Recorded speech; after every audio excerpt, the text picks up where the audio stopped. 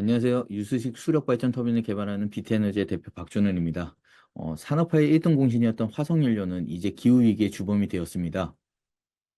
전 세계가 기후위기를 극복하기 위해서 화석연료를 줄이고 재생에너지를 확대하려고 하고 있습니다. 그러나 많은 나라가 그 약속을 지키지 못하고 있으며 특히나 한국의 상황은 더더욱 심각합니다. 수출 기업들이 재생에너지를 확보하지 못해서 수출 위기에 직면해 있다고도 합니다. 많은 자금이 투자되고 있음에도 불구하고 재생에너지가 충분히 확대되지 못하고 있는 이유는 무엇일까요? 우리에게 익숙한 재생에너지는 태양광과 풍력입니다. 하지만 부동산 사업처럼 설치 면적이 필요한 에너지라서 국토가 좁은 나라에서는 좀 확대하기가 어렵습니다. 그래서 저는 수력에 관심을 갖게 되었습니다. 수력 발전은 두 가지 방식으로 이루어집니다. 낙차식 방식은 이 댐 건설로 인한 토목공사비, 상하류 주민들의 이주 문제를 해결할 수 있는 국가나 공기업만이 진행할 수 있었습니다. 반면 유수식 수력은요, 단순히 흐르는 물에 설치하는 방식으로 시장 잠재량이 굉장히 높습니다. 그러나 흐르는 물만으로 발전량이 낮다는 문제가 있었고요. 저는 이 문제를 해결할 수 있는 가능성을 보고 유수식을 선택했습니다. 유수식의 발전량을 높이려면 물의 속도, 즉 유속이 빨라야 합니다. 이 많은 기업들이 유속을 높이기 위해서 다양한 토목 공사를 통해 시장을 활발하게 넓히고 있지만 이 과정에서 공사 비용이 높아지고 유지 보수에도 한계가 있습니다. 저희는 이 문제를 해결하기 위해 외부 토목공사 없이도 유속을 높일 수 있는 방법을 고민했습니다. 그래서 날개 주변에 유속을 빠르게 하는 유도판을 부착한 터빈을 개발을 했고요. 제주도에서 시증을 통해 기존 방식보다 14% 높은 효율을 입증했습니다. 그러나 이 수력 발전에서는 유지 보수가 굉장히 중요한데요. 유도판이 오히려 유지 보수의 걸림돌이 되었습니다. 그래서 저는 완전히 새로운 방식의 터빈을 개발하기 위해 고민을 거듭했습니다. 저희가 개발한 두 번째 터빈의 원리에 대해 설명드리겠습니다. 한 줄에 여러 개의 연을 달면 더 큰 힘이 필요한 토크의 원리와 이 물이 바위와 같은 장애물을 만나면 속도가 줄어들지만 일정 거리가 지나면 다시 회복이 됩니다. 이런 리커버리 원리를 적용할 수 있다고 생각했습니다. 이 자연의 원리를 바탕으로 저희 터빈은 물의 에너지가 회복되는 거리마다 한 축에 날개를 연속적으로 연결하는 방식입니다. 날개의 개수가 많아질수록 발전량이 높아지는 원리라고 볼 수 있습니다.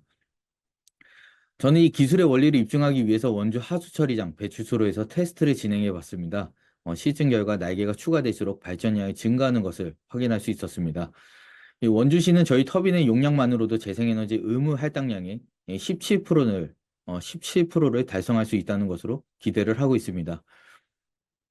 저희 터빈은 태양광 풍력과 비교를 해봤을 때 날씨의 영향을 받지 않고 안정적으로 발전할 수 있다는 장점이 있습니다. 기존 낙차식과 비교를 해도 이 토목공사가 필요하지 않아서 이 설치와 유지 보수가 굉장히 용이하고요. 비용도 적게 듭니다. 마치 이 이동식 주택의 편의성과 같다고 볼 수 있습니다. 저희는 한정된 수로에 더 많은 날개를 연결할 수 있도록 최적의 날개 형상을 개발했습니다. 그리고 물속에 있는 터빈이기 때문에 이 내식성과 수밀성을 고려한 방수 기술을 개발을 했고요. 축이 길어지는 우리 기술의 특성상 물의 진동에 의해서 축이 휘어짐을 방지하는 구조물 기술도 적용을 했습니다. 수력의 다양한 현장을 빠르게 확장하기 위해서 용량별 모듈화 작업을 하여서 이 생산비와 제작 기간 또한 단축을 했습니다. 이제 목표 시장에 맞게 엔지니어링하는 단계가 남아 있습니다. 저희는 1년 6개월 동안 물이 흐르는 다양한 장소를 직접 확인을 했고요.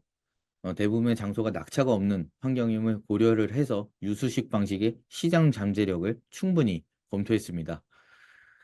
저희 첫 번째 목표 시장은 하수 처리장입니다. 하수 처리장은 24시간 일정한 양의 물이 꾸준히 배출이 되고 있고요. 수력 발전의 문제인 이물질도 없습니다.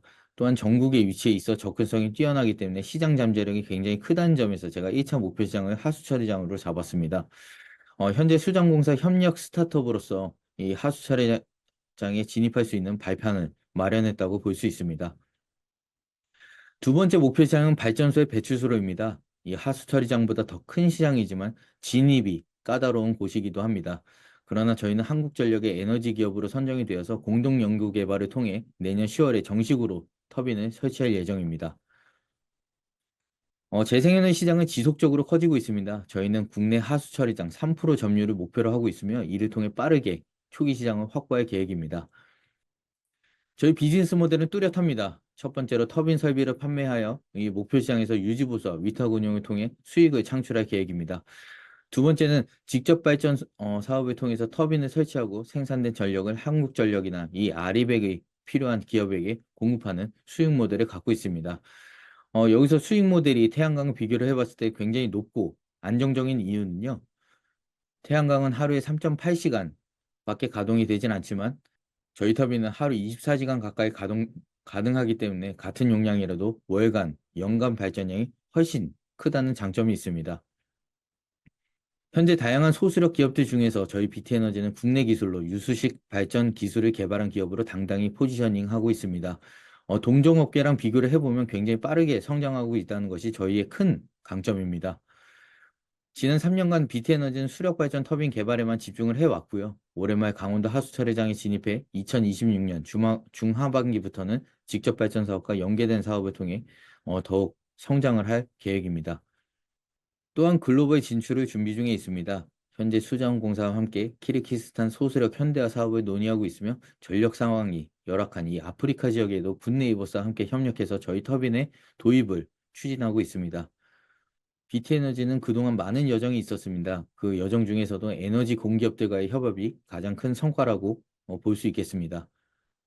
팀 빌딩이 어려운 수력 분야에서 저희는 강원대학교와 산학연을 통해 어려움을 극복했습니다. 인턴을 고용해서 대학원에 진학을 시켰고요.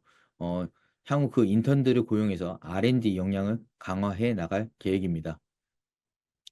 수력이라는 생소한 분야를 걷는 것은 첫눈이 내린 길을 걷는 것과 같다고 볼 수 있습니다. 저희 BT에너지가 남긴 발자국을 보고 후배 기업들이 이 길을 함께 걸어갈 수 있도록 저희는 올바른 길을 계속해서 걷겠습니다. 감사합니다.